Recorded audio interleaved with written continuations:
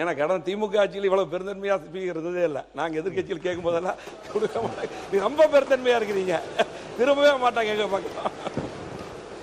மாண்புமிகு எஸ்பி வேலுமணி அவர்கள். பேரவைத் தலைவர் அவர்களே,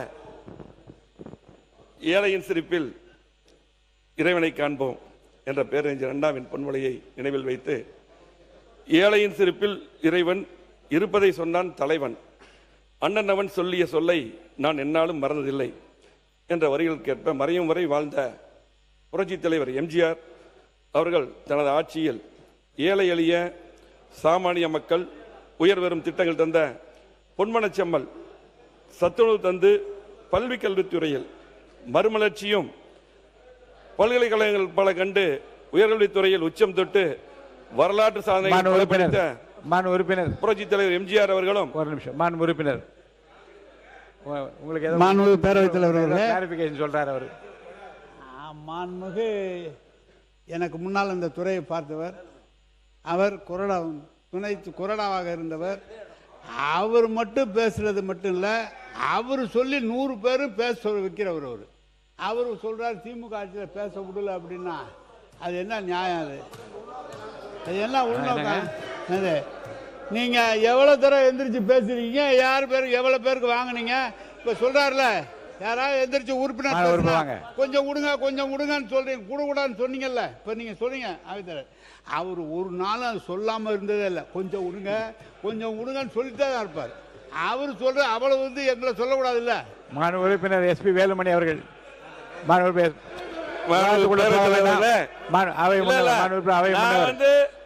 உட்காருங்க. அவை முன்னவர் உட்காருங்க. அவை முன்னவர் பேசும்போது உட்காருங்க. மாண்புமிகு பேரவைத் தலைவர் அவர்களை முன்னாள் அமைச்சர் அவர்கள் சொல்லுகிற போது சொன்னார்கள், நாங்கள் எதிர்க்கட்சியில் அமர்ந்து கொண்டிருக்கிற போது நீங்கள் எப்படி நடத்தினீர் என்பது நாடே அறியும். பேரவைத் தலைவர் அவர்கள் எப்படி கட்டளையிடுவார், பேரவைத் தலைவர் உட்கார் அப்படின்றவர் தப்புன்னு இல்லை, நான் கேட்கறது இல்லைன்ட்டு. பொதுவாக பேரவைத் தலைவர் அது போலதான் நடவடிக்கை மேற்கொண்டாரே தவிர வேறொன்றும் இல்லை. மாண்புமிகு எஸ்பி வேலுமணி அவர்கள் நீங்க பேசு.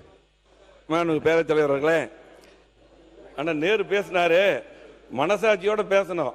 உங்களை மாதிரி இத்தனை வாய்ப்புகள் இடையில அவர் கொடுத்தாரான்னு சொல்றேன். நான் அப்ப எதிர்கட்சி கொறடாவா இருந்தா நிறைய பேருக்கு வாய்ப்பு கேட்கறது கடமை கேட்டோம். ஆனால் பாத்தீங்கன்னா அவர் இப்படி திரும்ப கூட மாட்டார், இப்படியே நேராக இருப்பார். எதிர்கட்சி பக்கம் திரும்ப நிறைய பக்கம் டைம்ல சில டைம்ல கொடுத்துருக்கலாம். இதெல்லாம் நடந்ததா? இவ்வளவு வாய்ப்பு கொடுத்தாருன்னா நேரம் சொல்லணும். இப்ப இருக்க சமாளிக்க கொடுத்தாரா? அதெல்லாம் கிடையாது. வேண்டாம், இது கொடுத்து ஏழை எளிய சாமானிய மக்கள் உயர்வரும் உறுப்பினர் எஸ்பி வேலுமணி அவர்கள் நீங்க பேசுங்க. திட்டங்கள் விவாதம் வேண்டாம், உட்காருங்க. வேண்டாம் வேண்டாம் வேண்டாம் விவாதம் வேண்டாம். பல்கலைக்கழகத்துறையில் மறுமலர்ச்சி வேண்டாம், உட்காருங்க. பல்கலைக்கழகங்கள் பல கண்டு உயர்கல்வித்துறையில் உச்சம் தொட்டு வரலாற்று சாதனைகள் படைத்த புரட்சித் தலைவர் எம்ஜிஆர் அவர்களையும் எல்லோரும் எல்லாமும் பெற வேண்டும், இங்கு இல்லாமை இல்லாத நிலை வேண்டும், அம்மா அவர்களின் சிந்தனைக்கு செயல் வடிவம் கொடுக்கும் வகையில் தாலிக்கு தங்கம் மற்றும் உதவித்தொகை, தொட்டில் குழந்தை திட்டம், மழைநீர் சேகரிப்பு திட்டம், மகளிருக்கு உள்ளாட்சிகளில் 50% இடஒதுக்கீடு, மாணாக்கர்களுக்கு காலனி முதல் மடிக்கணினி வரை, விலையில்லாத அரிசி, உலகமே வியக்கும் அம்மா உணவகம், வீடுகளுக்கு 100 யூனிட் மின்சாரம், விசைத்தறிக்கு 750 யூனிட் மின்சாரம், கைத்தறிக்கு 200 யூனிட் மின்சாரம், கிராமப்புற மகளிர் மேம்பட கறவை மாடு, வெள்ளாடுகள், நாட்டுக்கோழி குஞ்சுகள், தமிழகத்தின் ஜீவாதார பிரச்சனையான பொன்னிநிதி காவேரி நடுவர் மன்ற தீர்ப்பு, மத்திய அரசில் வெளியீடு, முல்லை பெரியார் அணையின் நீர்மட்டம் 136 அடியிலிருந்து 142 அடியாக உயர்த்தியது என தமிழகத்தின் உரிமைகளை நிலைநாட்டியும், சாதாரண விவசாய குடும்பத்தில் பிறந்த என்னை நகராட்சி தலைவர், சட்டமன்ற உறுப்பினர், உள்ளாட்சித்துறை அமைச்சர், பல துறைகளில் அமைச்சராக, அது மட்டுமில்லாமல் கழகத்திலே ஒன்றிய கழக செயலாளர், மாவட்ட கழக செயலாளர், கழக அமைப்பு செயலாளர் என தலைமை பொறுப்புகள் வழங்கிய எங்களது குடும்ப தெய்வம், இந்தியாவின் மாதரசி, இரும்பு மங்கை, தங்கத்தாரையை டாக்டர் புரட்சித் தலைவி அம்மா அவர்களுக்கும் மறைந்தும் மறையாமலும் உலகத் தமிழர்கள் இதயங்களில் வாழும் இருவரும் தெய்வங்கள், துயிலும் திசை நோக்கி வணங்குகிறேன். மாண்புமிகு பேரவைத் தலைவர் அவர்களே, மாண்புமிகு அம்மா அவர்கள் தன் உயிரை கொடுத்து கொண்டு வந்த பொற்கால தொடராட்சியை குடிமரம் திட்டம், அம்மா மினி கிளினிக், அம்மா இருசக்கர வாகனம், ஒரே ஆண்டில் 11 மருத்துவக் கல்லூரிகள், மருத்துவம் பயில மாணாக்கர்களுக்கு 7.5% இடஒதுக்கீடு, 2 முறை வேளாண் கடன் தள்ளுபடி என வரலாற்று சாதனைகள் திட்டங்கள் வழங்கியது அதிமுகவுடைய அம்மாவுடைய அரசு. அந்த அரசை வழிநடத்திய முன்னாள் முதலமைச்சர் கழக பொதுச்செயலர் மாண்புமிகு எடப்பாடி அவர்களுக்கும் நன்றி தெரிவித்து, தமிழகத்தில் பொறுப்பேற்றுள்ள புதிய அரசின் முதலமைச்சர் அம்மா உணவு உட்பட அம்மா கொண்டு வந்த திட்டங்களை எல்லாம் மீண்டும் தொடர் திட்டங்களாக அறிவித்த மாண்புமிகு தமிழ்நாடு முதலமைச்சர் போற்றுதலுக்குரிய சி ஜோசப் விஜய் அவர்களுக்கும் நன்றி தெரிவித்து, மாண்புமிகு எதிர்க்கட்சி தலைவர் அவர்களுக்கும் மாண்புமிகு அமைச்சர் பெருமக்களுக்கும் புரட்சித் தலைவர் எம்ஜிஆர், புரட்சி தலைவி அம்மா ஆகியோர் வழியில் அன்பை பெற்றவரும், இன்றைய முதலமைச்சருடைய அன்பை பெற்றவரும், எல்லாருடைய அன்பை பெற்று ஆதரவையும் பெற்று வரலாற்று சிறப்புமிக்க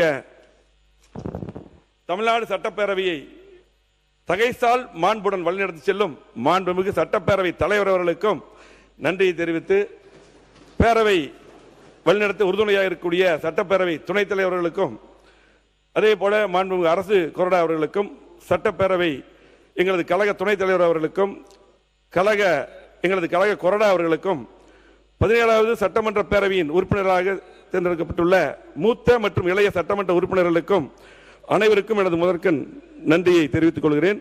எனக்காக தேர்தல் பணியாற்றி பிரச்சாரம் செய்த எங்களது கூட்டணி கட்சி தலைவர்கள், பாரதிய ஜனதா கட்சியுடைய மாநில தலைவர் அண்ணன் நயினார் நாகேந்திரன் அவர்களுக்கும், முன்னாள் தலைவர் தம்பி அண்ணாமலை அவர்களுக்கும், அதே போல பாமக தலைவர் டாக்டர் அன்புமணி ராமதாஸ் அவர்களுக்கும், தமாக தலைவர் ஜி.கே. வாசன் அவர்களுக்கும், என்னுடைய கோவை மாவட்ட மக்களுக்கும், என்னை 5வது முறையாக தேர்ந்தெடுத்த தொண்டாமுத்தூர் சட்டமன்ற தொகுதி மக்களுக்கும், எனக்காக அல்லும் பகலும் தேர்தல் பணியாற்றிய அதிமுகவுடைய நிர்வாகிகள், பொறுப்பாளர்கள், தோழமை கட்சி நிர்வாகிகள் அனைவருக்கும் இந்த தருணத்தில் நன்றி கலந்த வணக்கத்தை உரித்தாக்கிக் கொள்கிறேன். புரட்சித் தலைவர் எம்ஜிஆர் அவர்கள் கழகத்தை ஆரம்பித்த போது அவரது தலைமையேற்று எங்கள் பகுதியிலே கழகத்தை ஆரம்பித்து பல பொறுப்புகள் வைத்த என்னுடைய அரசியல் வழிகாட்டி என்னுடைய தந்தை, மறைந்த என்னுடைய தந்தை ஈ. பழனிசாமி அவர்களுக்கும் எனது நன்றியை தெரிவித்துக் கொண்டு, நகராட்சி நிர்வாகம் மற்றும் குடிநீர் வழங்கல் துறை மானிய கோரிக்கை பேசுவதற்கு முன்பாக, தெய்வத்தால் ஆகாதெனும் முயற்சிதன் மெய்வருத்த குளிதரும் என குரல் வரியில் கேட்பேன். உழைப்பால் உயர்ந்த கோவை மாவட்ட மக்களுக்கும் என்னுடைய தொண்டாமுத்தூர் தொகுதி மக்களுக்கும் சில முக்கியமான பிரச்சனையை மட்டும் கவனத்துக்கு கொண்டு வரும். ஏன்னா நாங்களும் கடந்த 5 ஆண்டுகளாக எதிர்கட்சியாக இருந்தோம். இப்போ எதிர்கட்சியாக இருக்கவே சில கோரிக்கைகளை வைக்கிறோம். நம்முடைய அரசு முதலமைச்சர் அதை நிறைவேற்றி தர வேண்டும் என்று கேட்டுக்கொள்கிறோம். நம்முடைய கோவை மாவட்டத்தில் கழக ஆட்சி இருக்கும் பொழுது கிட்டத்தட்ட 2011 2021 வரை 50 ஆண்டுகள் அதை வளர்ச்சியை கொடுத்தோம். மிகப்பெரிய வளர்ச்சி கொடுத்த கோவை மாவட்டத்தை மாற்றி அமைச்சோம். கோவை மாவட்டத்தில் இருக்கக்கூடிய சாலைகள் பார்த்தீங்கன்னா இன்னைக்கு Trichy road, Avinashi road, Thondamuthur road, Palakkad main road, Pollachi road, Siruvani road, Sathy road, இதுதான் முக்கியமான சாலைகள். எல்லா சாலைகளும் அகலப்படுத்தப்பட்டு அதிகமான பாலங்கள், குறிப்பாக பார்த்தீங்கன்னா இன்றைக்கு 1621 கோடியில் அவனாசி ரோட்டில் 10 கிலோமீட்டருக்கு தமிழ்நாட்டிலே எங்கேயுமே அந்த பாலம் கிடையாது. நம்முடைய கழக ஆட்சியில் பார்த்தீங்கன்னா எடப்பாடி முதலமைச்சர் இருக்கும்போது அந்த திட்டம் முழுமையாக பார்த்தீங்கன்னா கழக அரசுடைய நிதியிலிருந்து, மத்திய அரசு நிதி கிடையாது, முழுமையாக அந்த பாலம் கட்டப்பட்டிருக்கிறது. அதே போல எல்லா சாலைகளும் பாலங்கள், அதே போல 6 புதிய கல்லூரி, அதே போல பார்த்தீங்கன்னா இன்றைக்கு கூட்டுக்குடிநீர் திட்டங்கள், எங்கள் தொண்டாமுத்தூர் தொகுதியில் 130 கோடி கூட்டுக்குடிநீர் திட்டம் அம்மா கொடுத்தாங்க. அம்மா இருக்கும்போது அதுக்கு போல 3ஆம் கூட்டுக்குடிநீர் திட்டம், அதே போல பார்த்தீங்கன்னா இன்றைக்கு நொய்யல் புனரமைப்பு 230 கோடி, ஸ்மார்ட் சிட்டியில் பார்த்தீங்கன்னா எல்லா குளங்கள் மேம்பாடு, இப்படி பல்வேறு திட்டங்கள் இன்னைக்கு பார்த்தீங்கன்னா கோவை மாவட்டத்தை மாற்றி அமைச்சோம். ஆனால் அதுக்கு பின்னால் வந்த திமுக ஆட்சியில் எந்த திட்டமே செய்யல. அது சொன்னா அவங்க சொல்லிடுவாங்க செய்யல. அது நான் சொல்ல பின்னாடி சொல்ல வரேன். அதே பார்த்தீங்கன்னா இந்த ஜிடி நாயுடு மேம்பாலம் பேரை மட்டும் அவங்க வச்சாங்க, நாங்கள் கொண்டு வந்து அந்த பாலத்தை நீட்டிப்பு செய்து அறிவிச்சாங்க. அதுக்கு எந்த நிதி ஒதுக்கல. அந்த திட்டம் கூட பார்த்தீங்கன்னா எல்என்டி பைபாஸ் வரையில் நம்முடைய மாண்பு முதலமைச்சர் அவர்கள் இந்த அரசு கண்டிப்பாக நிறைவேற்றி தர வேண்டும். அதே போல பார்த்தீங்கன்னா இன்னைக்கு எல்லா பில்டிங் நாங்கள் தான் கட்டணும். அரசு மருத்துவமனைக்கு 290 கோடி ஒதுக்கணும், கலெக்டர் பில்டிங் கட்டணும், எஸ்பிஎஸ் பில்டிங் கட்டணும், எல்லா திட்டமும் நாம தான் கொண்டு வந்தோம். எல்லா பாலங்களும் பார்த்தீங்கன்னா பொள்ளாச்சி ரோட்ல எல்லாம் பார்த்தீங்கன்னா 4 அற்புதமான பாலங்கள், மேட்டுப்பாளைய சாலை ஊட்டி போறதுக்கெல்லாம் பார்த்தீங்கன்னா அற்புதமான, இன்றைக்கு அங்கேயும் 4 பாலங்கள் கட்டி அற்புதமான சாலை, இப்படி பார்த்தீங்கன்னா நிறைய திட்டங்கள் செஞ்சோம். திமுக ஆட்சியில் செய்யல.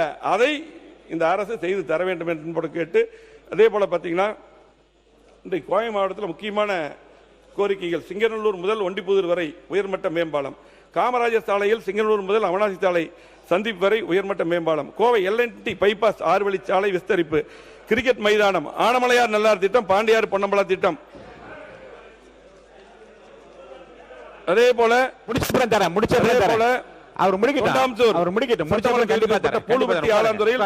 சிப்காட் இதெல்லாம் அறிவிச்சு விட்டுட்டாங்க. அப்படியே தடகம் சாலையில் லார் ரோடு சந்திப்பில் மேம்பாலம், அதே போல பாத்தீங்கன்னா தொண்டாமுத்தூர் அரசு போக்குவரத்து கழகம். அதே போல முக்கியமான கோரிக்கை பாத்தீங்கன்னா இது கூட அவங்க நான் பேசி முடிஞ்சதுக்கு பதில் சொல்லிட்டு, நீண்ட கால 60 ஆண்டு கால பிரச்சனை அத்திக்கடவு அவனாசி திட்டம் கழகாட்சியில் நாங்கள் செஞ்சோம். முழுமையாக இதுக்கு முன்னால் பார்த்தீங்கன்னா 60 ஆண்டு காலமாக போராடி இருக்கிறோம். நாங்களும் உண்ணாவிரதம் இருந்திருக்கோம், அவங்களும் இருந்திருக்காங்க, அவங்க முதலமைச்சர் எல்லாம் வந்து கலந்துருக்காங்க. ஆனால் அந்த திட்டத்தை வந்து நிறைவேற்றியது கழகாட்சி. அப்பொழுது முன்னாள் முதலமைச்சர் அம்மா அவர்கள் இருக்கும்போது அதை அறிவிச்சாங்க. அதுக்கப்புறம் முழுமையான நிதி எடப்பாடியார் இருக்கும்போது நாங்கள்லாம் போய் கேட்டு அதை அறிவிச்சு இன்னைக்கு அந்த திட்டத்தில் தண்ணி வருது. 2ஆம் திட்டம் அத்திக்கடவு 2ஆம் திட்டம். அந்த திட்டத்தை வந்து அப்ப நாங்க அறிவிச்சோம். அந்த திட்டத்தை 5 ஆண்டுல நீங்க ஒண்ணுமே பண்ணல, கிடப்பில போட்டீங்க. சொல்லித்தான் ஆகணும். நீங்க 5 வருஷமா செய்யல. இப்ப இருக்கக்கூடிய அரசு முதலமைச்சர் செஞ்சு தரோம் தான் கேட்கிறோம். அதே போல பாத்தீங்கன்னா ஒரு முக்கியமான பிரச்சனை அந்த அத்திக்கடவு திட்டம் 2ல எங்களுடைய தொண்டாம் தொகுதியில் கூட 86 குட்டைகளுக்கு தண்ணி வரக்கூடிய வாய்ப்பு இருக்கு. அதே போல மேட்டுப்பாளையம், கவுண்டம்பாளையம், பெருநாய்க்கும்பாளையம், அவனாசி, சூலூர், சுல்தான்பேட்டை இந்த பகுதிக்கெல்லாம் தண்ணி வரக்கூடிய விடுபட்ட குணங்களுக்கு வாய்ப்பு இருக்கு. அதை செய்து தர வேண்டும். அதே போல மனித வனவிலங்கு மோதல்கள், இது எங்க தொகுதியில் நிறைய உயிர்கள் போயிட்டு இருக்கு. காலையில் கூட அந்த பிரச்சனை நம்ம நீலகிரி மாவட்டத்தில் அந்த பிரச்சனை வந்தது. புலிகள் தாக்கி 2 பேர் இறந்துட்டாங்க. கண்டிப்பா அதுக்கும் வந்து நடவடிக்கை எடுக்கணும். எங்களுடைய தொகுதி மட்டுமல்ல, நீலகிரி, கோவை மாவட்டம், பல்வேறு மாவட்டம் அந்த பிரச்சனை, குறிப்பாக தொண்டாமுத்தூர் தொகுதியில், அதே போல கவுண்டம்பாளையம், கிணத்துக்கடவு, மேட்டுப்பாளையம் பகுதியில் இருக்கு. யானைகள் பார்த்தீங்கன்னா அதிகமாக உள்ள வருது, ஊருக்குள்ள வருது, உயிர் சேதமாகுது. இது கிட்டத்தட்ட 60 கிலோமீட்டருக்கு வந்து பார்த்தீங்கன்னா கர்நாடக மாநிலத்தில் பார்த்தீங்கன்னா ரயில் தண்டவாளத்தை வச்சு இரும்பு தடுப்பு அமைச்சிருக்காங்க. அதே போலதான் அந்த கோரிக்கை தான் வைக்கிறோம். அதை கண்டிப்பாக செஞ்சு தர வேண்டும். அதே போல காட்டு பன்றிகள் பார்த்தீங்கன்னா விவசாய நிலத்தில் வந்து கடுமையா வந்து எல்லா பயிர்கள் போல சேதம் பண்ணிட்டு இருக்குது. இதுக்கு எங்களுடைய ஆட்சி இருக்கும்போது பார்த்தீங்கன்னா சுடுறதுக்கு ஒரு சட்டம் போட்டோம். ஆனால் அதிகாரிகளை வந்து சுட வேண்டிய அந்த வாய்ப்பு இருக்கு. இன்னைக்கு மற்ற மாநிலத்தில் பார்த்தீங்கன்னா இன்றைக்கு 1 வருடத்துக்கு காட்டு பன்றியை பார்த்தீங்கன்னா வனவிலங்குகள் இருந்து அதை நீட்டி விலக்கு செய்து கொடுத்துருக்காங்க. அதுபோல் மத்திய அரசிடம் வலியுறுத்தி, இது முக்கியமான பிரச்சனை. ஏன்னா விவசாய நிலங்கள் போல கடுமையாக பாதிக்குது. ஒரு முறை அந்த காட்டு பன்றி குட்டிகள் என்றால் கிட்டத்தட்ட 10லிருந்து 20 குட்டி போடுது. ஊருக்குள் வரக்கூடிய அந்த காட்டு பன்றியை சுடுவதற்கு அந்த அனுமதியை நீங்கள் பெற்று தர வேண்டியது முக்கியமான பிரச்சனை, செய்து தர வேண்டும் என்று அன்போடு கேட்டுக்கொள்கிறேன். அதே போல மெட்ரோ ரயில் திட்டம், இது முக்கியமான திட்டம். பார்த்தீங்கன்னா கோவை மதுரைக்கு இந்த திட்டம் அறிவிக்கப்பட்டது. கழகாட்சியில் 3 கோடி ரூபாய் நிதி ஒதுக்கப்பட்டது டிபிஆர் தயார் செய்ய. அதே போல அந்த திட்டத்தை முந்தைய ஆட்சி கூட எங்க மாவட்டத்தில் 2 சாலையில் அவனாசி ரோடு, சத்தி ரோடுக்கு அதை எடுத்தாங்க. அதே போல இன்றைக்கு மத்திய அரசு வந்து பாத்தீங்கன்னா 20 லட்சத்துக்கு குறைவு என மத்திய அரசு திட்டத்தை கைவிட்டு இருக்குது. 2011 கணக்கின்படி தான் 20 லட்சம் மக்கள் தொகை. இன்றைக்கு வந்து 45 லட்சம் கோவையில் வந்து இன்னைக்கு மக்கள் தொகை இருக்குது. ஆகவே இன்னைக்கு பாத்தீங்கன்னா மத்திய அரசு இந்தூர், ஆக்ரா, பாட்னா, போபால் வடமாநில நகரில் 20 லட்சத்துக்கு குறைவா இருக்கிற அந்த பகுதிக்கு மெட்ரோ ரயில் கொடுத்திருக்காங்க. ஆகவே நம்முடைய முதலமைச்சர் அவர்கள் கண்டிப்பாக மத்திய அரசுடன் பேசி மெட்ரோ ரயில் திட்டத்தை கோவைக்கும் மதுரைக்கும் கொண்டு வர வேண்டும். அதே போல கடந்த ஆட்சியில் 2 ரோடு தான் எடுத்திருக்காங்க. எங்க கோவை மாவட்டத்தில் பாலக்காடு, பொள்ளாச்சி, மேட்டுப்பாளையம் அந்த சாலைகளும் சேர்க்கப்பட வேண்டும் என்று கேட்டு, அதே போல விமான நிலைய விரிவாக்கம் நாங்கள் எங்களுடைய ஆட்சி கழகாட்சி இருக்கும்போது கிட்டத்தட்ட 627 ஏக்கர் நிலம் வந்து நாங்கள் கையப்படுறதுக்கு நிதி ஒதுக்கணும். அதே போல கடந்த ஆட்சியில் அது அப்படியே பெண்டிங்கா போயிருச்சு. நிலம் ஒப்படைக்கல மத்திய அரசுக்கு. அது உடனடியாக இப்பதான் ஒப்படைக்கக்கூடிய சூழ்நிலை வந்திருக்குது. கண்டிப்பாக விமான நிலைய விரிவாக்கம் உடனடியாக செய்ய வேண்டும். அங்கே பார்த்தீங்கன்னா நிறைய கார்கோ ஃபிளைட் வரும், அது நிறைய தொழிற்சாலைகள் வரும், வேலை வாய்ப்பு வரும். அது உடனடியாக அரசு செய்ய வேண்டும் என்று அன்போடு கேட்டுக்கொண்டு, மேற்கு புறவழிச்சாலை திட்டம் அது பார்த்தீங்கன்னா கழக அரசு இருக்கும் பொழுது, அதிமுக அரசு இருக்கும் பொழுது தான் நிலம் எடுத்து கொடுத்தோம். அது ஃபர்ஸ்ட் பேஸ் முடிச்சிருக்காங்க. இன்னைக்கு செகண்ட் பேஸ், தேர்ட் பேஸ் அப்படியே கிடப்பில் போடப்பட்டிருக்கிறது. அதையும் நீங்க வந்து கண்டிப்பாக வேகமாக முடித்து தர வேண்டும் என்று கேட்டேன். கேரளாவிலிருந்து வரக்கூடிய நிறைய வாகனங்கள் நீலகிரிக்கெல்லாம் போவதற்கு நல்ல வசதியாக இருக்கும். அதே போல இது ஒரு முக்கியமான பிரச்சனை. தொண்டாமுத்தூர் பகுதியில், இன்னும் பல பகுதியில் விவசாயிகள் சொந்த இடத்துல, இப்போ விவசாயிகள் இடத்துல வந்து பார்த்தீங்கன்னா ஒரு மாடு கட்டுறதுக்கு ஒரு சின்ன ஒரு சாலை மாதிரி போட்டிருப்பாங்க. அந்த இடத்துல ஒரு 10 சட்டி ஒரு மண் எடுத்தாங்க கூட வழக்கு போட்டு 10 லட்சம் 15 லட்சம் கேஸ் போட்டிருக்காங்க. இது கடந்த ஆட்சியில் நான் கவன தீர்மானம் கொண்டு வந்திருக்கேன். அதுக்கு வந்து முன்னாள் அமைச்சர் மாண்புமிகு துரைமுருகன் அவர்கள் பதில் சொல்லியிருக்காங்க எனக்கு. இப்போ வந்து பார்த்தீங்கன்னா இந்த மண் எடுக்கிறது அந்த கேஸ் போட்டதெல்லாம் அப்படி இருக்கு. கண்டிப்பாக இன்னைக்கு மண் வந்து சட்டத்துக்கு புறம்பா எடுக்கிற மாதிரி நீங்க நடவடிக்கை எடுக்க மாற்று கருத்து இல்லை. ஆனால் விவசாயிகள் 1 ஏக்கர் வச்சிருக்காங்க, 1 ஏக்கர் வச்சிருக்கவங்களுக்கு 10 லட்சம் 15 லட்சம் ஃபைன் போட்டா என்ன பண்ணுவாங்க? அவங்க வழக்கு போட்டிருக்காங்க. அதை கண்டிப்பாக அந்த வழக்கை எல்லாம் விடுவிக்கப்பட்டு கண்டிப்பாக மண் எடுப்பதற்கு நீங்க எல்லாம் வழங்க வேண்டும் என்று கேட்டு, அதே போல விவசாயிகளுக்கு கேஸ் போட்டிருக்காங்க. ஆனா கோயம்புத்தூர்ல G2 ஒரு நிறுவனம் இருக்கு. இந்த நிறுவனம் வந்து பாத்தீங்கன்னா ஒரு 1000 ஏக்கர்ல சைட் போட்டிருக்காங்க. இது பெரிய பெரிய பாறைகள் எல்லாம் உடைச்சு எடுத்திருக்காங்க. அதே போல வனவிலங்குகள் பாத்தீங்கன்னா கிட்டத்தட்ட சிறுத்தை, புலி, மான்கள் எல்லாம் கொல்லப்பட்டு சட்டத்துக்கு புறம். இதுக்கு நீங்க வந்து பாத்தீங்கன்னா கண்டிப்பா ஒரு விசாரணை வச்சு அதுக்கு நடவடிக்கை எடுக்க வேண்டும். அன்னைக்கு வந்து சாதாரணமா விவசாயிகள் மேல வழக்கு, ஆனா G2 எல்லாமே கொடுத்திருக்காங்க. இது நடந்ததுதான். எங்க அவர் மாவட்டம், எங்க மாவட்டத்தை பத்தி பேசிட்டு இருக்கேன்.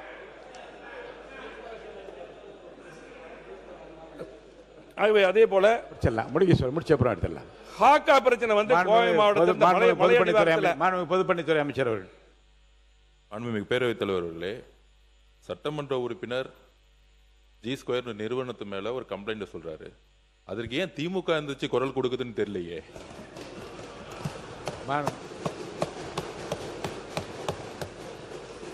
அதே போல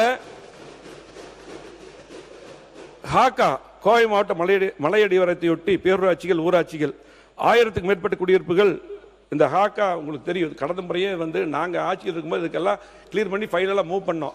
அது கடந்த ஆட்சியில் அப்படியே பெண்டிங் ஆயிடுச்சு. அதை நீங்கள் வந்து கண்டிப்பாக விடுவித்தரணும். எங்கள் தொண்டாம் தொகுதியில் நரசிவரம், தென்னமல்லூர், தேவராயபுரம், இக்கரை போலுவாப்பட்டி, ஜாயநாயகிமலையம், வெள்ளிமலைப்பட்டினம், மத்துராயபுரம், தென்கரை, ஆலாந்துறை, பூலுப்பட்டி, சுண்டகாமத்தூர் பல பகுதி இருக்கு. அதே போல கிணத்தூர் தொகுதி, மதுக்கரை, எட்டிமலை, கவுண்டமலை, மேட்டுமலை பல தொகுதியில் பாதிக்கப்பட்டிருக்கிறது. கண்டிப்பாக ஆக்காலிருந்து விடுபட்டு தர வேண்டும் என்று கேட்டுக்கொள்கிறோம். அதே போல கிழக்கு புறவழிச்சாலை திட்டத்தையும் கோவை மாவட்டத்தில் பார்த்தீங்கன்னா நிறுத்தி வைக்கப்பட்டிருக்கிறது மத்திய அரசால். அதையும் நீங்க செய்து தர வேண்டும் என்று கேட்டு, அதே போல மதுக்கரையில் பாலக்காடு மேட்டில் மரப்பாலம் ஒரு ஏரியா இருக்குது.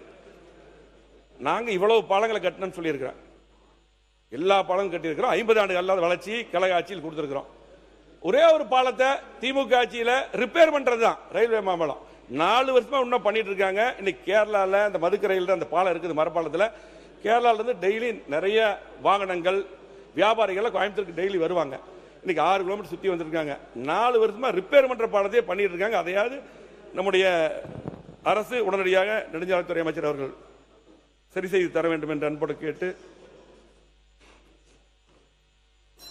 அதே போல வெள்ளூர்ல ஒருங்கிணைந்த பேருந்து நிலையம் 15 நிமிடம் முடிச்சு வெள்ளூர்ல பாத்தீங்கன்னா ஒருங்கிணைந்த பேருந்து நிலையம் கழக ஆட்சியில கிட்டத்தட்ட 61 ஏக்கர்ல நாங்க நிதி ஒதுக்கி கொண்டு வந்து 55% பணி முடிஞ்சிருச்சு. ஆனால் அதை அப்படியே நிறுத்திட்டாங்க திமுக ஆட்சியில. அதை வந்து கண்டிப்பா இன்றைக்கு தாவேக அரசு அதை செய்து தர வேண்டும் என்று அன்போடு கேட்டுக்கொள்கிறோம். மாண்புமிகு பேரவைத் தலைவர் அவர்களே, நகராட்சி நிர்வாகம் மற்றும் குடிநீர் வழங்கல் துறை, ஊரக வளர்ச்சி மற்றும் ஊராட்சி துறை, இரு துறைகளும் இன்னும் சில கோரிக்கை இருக்கு. அதை நான் பதிவு பண்ணிக்க துறைகளும் திமுக அரசால் 2 துறைகளும் நகராட்சி நிர்வாகம், ஊரக வளர்ச்சி ரெண்டுமே ஒன்னாதான் இருந்தது. தொடர்ந்து கடந்த திமுக ஆட்சியில் 2 தனித்தனி அமைச்சர் இதுக்கு பிரிச்சிருக்காங்க. அது எப்பவுமே ஒன்னா இருந்தா யாரு அமைச்சர் இருந்தாலும் நல்லா இருக்கும். இன்னைக்கு முதலமைச்சர் கட்டுப்பாடு நகராட்சி நிர்வாகம் இருக்குது, ரவியானந்த் புசியானந்த் தலைமையில் அது இருக்கு. யார் இருந்தாலும் ஒன்னா இருக்கும்போது அது நிறைய செயல்பாடுகள் வந்து ஈஸியா இருக்கு. நான் இருக்கும்போது சரி, அதுக்கு முன்னாடி எல்லாமே தொடர்ந்து அப்படித்தான் இருந்தது. திமுக ஆட்சியில் 2 பிரிச்சாங்க. ஆகவே அது மக்களுக்கு சேவை செய்ய உதவியாக இருக்கும் என்று அன்போடு கேட்டுக்கொண்டு, சென்னை, கோவை மற்றும் பிற மாநகராட்சிகள், நகராட்சிகள், பேரூராட்சிகளில் முக்கிய அடிப்படை வசதிகளான சாலைகள், குடிநீர் திட்ட பணிகள், அதே போல சாக்கடை வசதிகள், மழைநீர் வடிகால், சுகாதார பணிகள் மற்றும் தெருவிளக்குகள் ஆகியவற்றை தமிழகம் முழுவதும் நிறைவேற்ற நகராட்சி நிர்வாகம் மற்றும் குடிநீர் வழங்கல் துறைக்கு ரூபாய் 29,863 கோடி ரூபாய் ஒதுக்கீடு செய்யப்பட்டுள்ளது. இத்தொகை போதுமானதாக இல்லை. கூடுதலாக இந்த துறைக்கு நிதி ஒதுக்கப்பட வேண்டும். ஏன்னா இதுதான் சர்வீஸ் துறை, நேரடியாக மக்களுக்கு போய் சேரக்கூடிய துறை. அதே போல கழக ஆட்சியில் பார்த்தீங்கன்னா சிறப்பான முறையில் சாலை அமைப்பது, அதே குடிநீர் திட்ட பணிகள், அதே போல பார்த்தீங்கன்னா அப்போ ஒன்றாருங்க 100 நாள் வேலை வாய்ப்பு திட்டம், இதுக்கெல்லாம் சிறப்பாக பணியாற்றுவதற்கு மத்திய அரசுடைய விருதுகள் கிட்டத்தட்ட 143 விருதுகளை அம்மாவுடைய அரசு பெற்றது. அதே போல உறுப்பினர் மழைநீர் சேகர் நன்றி சொல்லி முடிச்சிருங்க. மழைநீர் சேகரிப்பு கொஞ்சம் டைம். மழைநீர் சேகரிப்பு திட்டம் ஒரு அற்புதமான திட்டம். பார்த்தீங்கன்னா புரட்சித்தலை அம்மா அவர்கள் கொண்டு வந்து அற்புதமான திட்டம். இதுலையும் கூட பார்த்தீங்கன்னா இன்றைக்கு மானிய கோரிக்கையில் 34 பக்கத்தில் 31 பக்கத்தில் கொடுத்துருக்கீங்க. இந்த திட்டம் வந்து பார்த்தீங்கன்னா கடந்த ஆட்சியில் இன்னும் கொஞ்சம் நல்லா பண்ணியிருக்கலாம். இன்னைக்கு 20 அடி சென்னையில் மட்டும் கிரவுண்ட் வாட்டர் லெவல் குறைஞ்சிருக்கு. இன்னைக்கு அம்மா இருக்கும்போது கட்டாயம் எல்லா பில்டிங்க்கும் அரசு பில்டிங் அதே போல பிரைவேட் பில்டிங் எல்லாத்துக்கும் கொண்டு வந்தாங்க. அதே போல இந்த அரசு மழைநீர் சேகரிப்பு திட்டத்தை சிறப்பான முறையிலே செய்வன் சொல்லியிருக்கிறீங்க, செய்ய வேண்டும் என்று அன்போடு கேட்டுக்கொள்கிறோம்.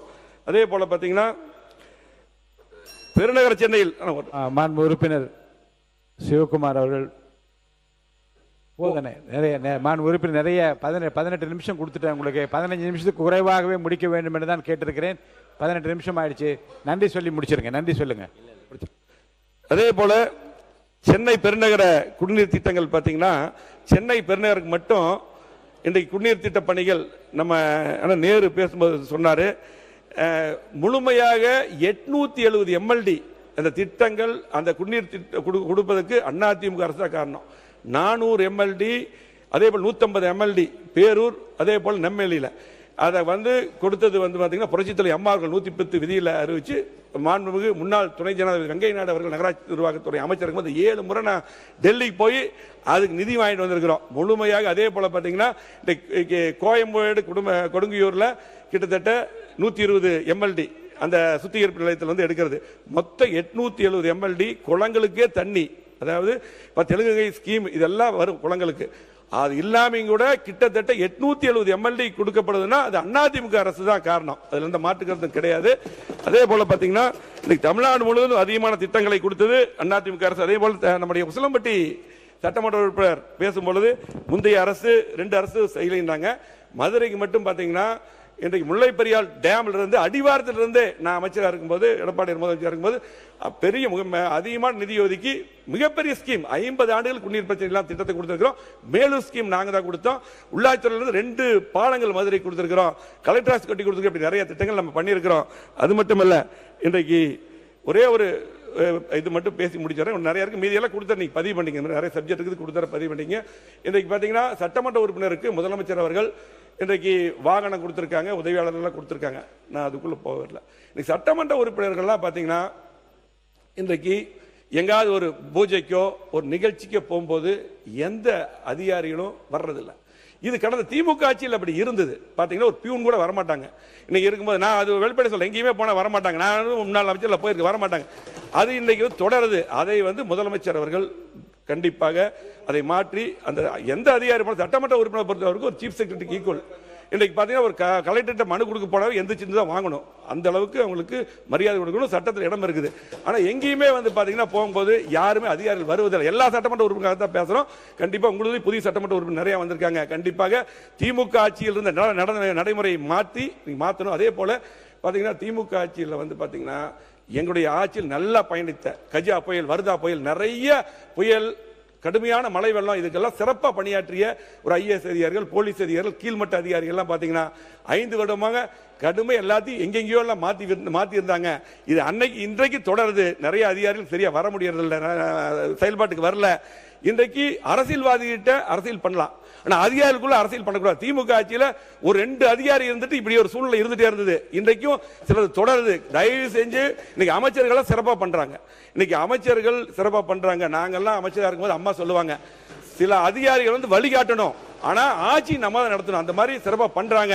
கண்டிப்பா அந்த அதிகாரிகள் பல முறை தொடராமல் அந்த அதிகாரிகள் எல்லாம் பாத்தீங்கன்னா இன்னும் திமுக ஆட்சியில் யார் யார் பவரா இருந்தாலும் அப்படியே இருக்காங்க. நல்ல அதிகாரிகள் இருக்கட்டும் இல்லை, அதிகாரிகள் அரசியல் வேண்டாம்.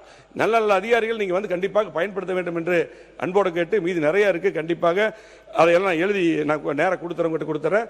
கண்டிப்பாக அந்த பள்ளி கல்வித்துறையில் மட்டும் பாத்தீங்கன்னா இன்றைக்கு நம்முடைய ஜெய்சங்கர் சட்டமன்ற உறுப்பினர் சொல்லியிருக்காங்க, கிட்டத்தட்ட தேர்வு புதிய ஆசிரியர்கள் நியமனம் செய்வதற்காக 20-25 ஆண்டுகளுக்கு முன்னர் நியமிக்கப்பட்ட ஆசிரியர்கள் நடத்தப்படும் தேர்வு பார்த்தீங்கன்னா கிட்டத்தட்ட 55 மதிப்பெண்கள் பெற்றால் போதும் இருக்குது. இதுல வந்து பாத்தீங்கன்னா 55 மதிப்பெண்களும் பாத்தீங்கன்னா டெட் தேர்வு எழுதுறதுக்கு 30 மதிப்பெண், பணியாற்றிய மொத்த பணிக்காலத்தில் பாத்தீங்கன்னா 15 மதிப்பெண், அதே போல உயர்கல்வி தகுதிக்கு 10 மதிப்பெண், ஆக மொத்தம் 55 மதிப்பெண்கள். இவ்வாறு மாற்றியமைக்கும் உரிமை மாநில பள்ளிக்கல்வித்துறைக்கு உண்டு. ஆகவே அதை வந்து பள்ளிக்கல்வித்துறை அமைச்சர் வந்து கொஞ்சம் சரி பார்த்து இந்த பேப்பர் கூட உங்களுக்கு கொடுத்தாரு, பார்த்து செய்து தர வேண்டும். அதே போல நம்முடைய அருள்மொழி தேவன் அவர்கள் ஒரு கோரிக்கை கொடுத்திருக்காங்க. இன்னைக்கு இது முக்கியமான கோரிக்கை, நகராட்சி நிர்வாகத்தில் முதலமைச்சருக்கு வருது. இன்னைக்கு வந்து பாத்தீங்கன்னா கிட்டத்தட்ட 2024 தேர்வு எழுதப்பட்டு 2566 மாணவர்கள் தேர்வு எழுதியிருக்காங்க. லட்சக்கணக்கான மாணவர்கள் எழுதியிருக்காங்க காலி இடத்துக்கு. அதுல வந்து பாத்தீங்கன்னா இன்றைக்கு 2566 பேருக்கு பணி நியமனம் கொடுத்திருக்காங்க. நிறைய பேர் ஜாயின் பண்ணல. இதுல வந்து கிட்டத்தட்ட வேகன்சி நிறைய இருக்கு, 300க்கு மேற்பட்ட வேகன்சிகள் இருக்கு. இதெல்லாம் வந்து படித்த இளைஞர்கள் அதுக்கும் நீங்க பயன்படுத்திக் கொள்ள வேண்டும் என்று அன்போடு கேட்டுக்கொண்டு, இந்த அரசு நிறைய திட்டங்களை பாத்தீங்கன்னா அம்மா அவர்கள் அறிவித்த திட்டங்கள் எல்லாம் இன்னைக்கு நிறைய திட்டங்களை அறிவிச்சிருக்காங்க. அதே போல இந்த ஒரே ஒரு சொன்ன இந்த 3 லட்சம் வீடு கட்டுறதுக்கு 3 லட்சத்தை 5 லட்சமா உயர்த்தி இன்றைக்கு அறிவிச்சிருக்காங்க. அதுக்கு முதலமைச்சருக்கு வாழ்த்துக்கள், நன்றி தெரிவிச்சிருக்கோம். அது பெரிய விஷயம் தான். அதே போல வீடு கட்டுறதுக்கு கூட கூரைக்கு அதே போல கூடுதலாக மத்திய அரசு கூடுதலாக கொடுத்து புரட்சித்தலைவர் அம்மா அவர்கள், அதே போல எடப்பாடி இருக்கும்போது நாங்கள் தான் அதிகமாக கொடுத்தோம். இன்னைக்கு நல்ல முறையில் முதலமைச்சர் 5 லட்சமா அறிவிச்சிருக்காரு. அதுக்கு வாழ்த்துக்களை தெரிவித்துக் கொண்டு, அதே போல இன்றைக்கு அம்மா உணவகத்தையும் வந்து பாத்தீங்கன்னா இன்றைக்கு சிறப்பான முறை நாங்கள் வந்து அன்னைக்கு பேசும்போது கூட முன்னாள் அமைச்சர் நேரு சொன்னார், நாங்கள் வந்து 100 கோடி ரூபாய் அரசு நிதி அன்னைக்கு ஒதுக்கணும். அதை தான் அன்னைக்கு தெளிவாக சொன்னேன். அவர் இல்லைன்னாரு, ஒதுக்கணும். அதே போல இந்த அரசும் அம்மா உணவகத்தை வந்து சிறப்பாக நீங்க வந்து இன்னைக்கு செய்துட்டு இருக்கிறீங்க, தனி கவனம் எடுத்திருக்கிறீங்க. இன்னும் கூடுதலாக 658 உணவகங்கள் நாம ஆரம்பிச்சோம். இன்னைக்கு கொள்கை குறிப்பிலும் கூட அது குறைவாக தான் மென்ஷன் பண்ணியிருக்கிறீங்க. அந்த உணவகங்கள் மட்டுமல்ல, கொஞ்சம் கூடுதலா அம்மா உணவகம் ஆரம்பிக்கப்பட வேண்டும் என்று அன்போடு கேட்டு, அதே போல இன்றைக்கு நிறைய இன்னைக்கு கடனை பற்றி சொல்லியிருக்கீங்க. இந்த ஆட்சியில வந்து வெள்ளை அறிக்கை விட்டுருக்கிறீங்க. வந்து சுதந்திரம் வாங்கினதுல இருந்து கிட்டத்தட்ட 5 லட்சம் கோடி தான். அதுக்கப்புறம் திமுக ஆட்சி காலத்தில் மட்டும் 5 லட்சம் கோடின்னு வெள்ளை அறிக்கையில விட்டுருக்கிறீங்க. அதெல்லாம் மாற்று கருத்து இல்லை. அதிகமான கடன் திமுக ஆட்சியில் வாங்கப்பட்டது. எந்த ஆட்சியாக இருந்தாலும் நீங்களும் கடன் வாங்கக்கூடிய சூழ்நிலை இருக்கும். இருந்தாலும் கூட தேர்தல் நிறைய அறிக்கைகள் விட்டுருக்கிறீங்க. பாத்தீங்கன்னா தேர்தல் அறிவிக்கல நிறைய அறிவிப்புகள் இருக்குது. அந்த அறிவிப்புகள் நிறைவேற்றணும். உடனே வந்து ஆட்சி வந்து 3 மாசத்துல உடனே நிறைவேற்றுன்னு சொல்லல. ஏன்னா திமுக ஆட்சியிலையும் கூட பாத்தீங்கன்னா இன்னைக்கு எல்லா மகளிருக்கு 1000 ரூபாய் கொடுத்து 2 வருஷம் கழிச்சு தான் கொடுத்தாங்க. அது பாதி பேர் தான் கொடுத்தாங்க. ஆனால் இந்த அரசு அப்படி இல்லாம எல்லா மகளிருக்கும் முழுமையாக நீங்கள் சொன்ன அந்த 2500 நிதி, அதே போல பாத்தீங்கன்னா எல்லாத்துக்கும் எல்லா மகளிருக்கும் தர வேண்டும் என்று அன்போடு கேட்டு, நம்மளுக்கு எனக்கு நிறைய அதிகமான நேரத்தை கொடுத்து இருங்க அதிகமான நேரத்துக்கு ஏங்க இதெல்லாம் நிறைய நீங்க இருக்கும்போது நாங்க பேசுறதில்ல, புதிதாக பேசல. அதே போல விவசாய கடன் தள்ளுபடி எதிர்பார்க்கிறாங்க. அதையும் இன்னும் கொஞ்சம் கூடுதலா மாற்றுத்திறனாளிகள் முதியோர் உதவித்தொகை இதெல்லாம் வந்து கூடுதலாக வழங்கணும். மீனவர்களுடைய அந்த தொகை உயர்த்தி வழங்கணும். இப்படி நிறைய கோரிக்கைகள் இருக்குது. நிதிநிலையை நீங்க சரி செய்யணும்னு சொல்லியிருக்கீங்க. 15,000 கோடி அதிகம் பண்ணணும்னு சொல்லியிருக்கீங்க. கூடுதல் வருவாய் சொல்லியிருக்கீங்க. அந்த மாதிரி பண்ணணும். அதே போல பாத்தீங்கன்னா மத்திய அரசுல நிதியும் அதிகமாக கேட்டு பெறணும். மத்திய அரசும் பாத்தீங்கன்னா அதிகமான நிதியை தமிழ்நாடு அரசுக்கு வழங்க வேண்டும் என்று இந்த நான் கேட்டுக்கொண்டு, அதே போல நம்முடைய ஒரே ஒரு சட்டமன்ற உறுப்பினர் இருக்காரு, நீங்களும் இந்த அரசுக்கு மத்திய அரசு வலியுறுத்தி அதிகமான நிதி நம்முடைய தாவேக அரசுக்கு வழங்க வேண்டும் என்று கேட்டு எனக்கு அதிகமாக பேசுறதுக்கு வாய்ப்பு கொடுத்த மாண்புமிகு பேரவைத் தலைவருக்கு நன்றி கூறிவிட வேண்டும்.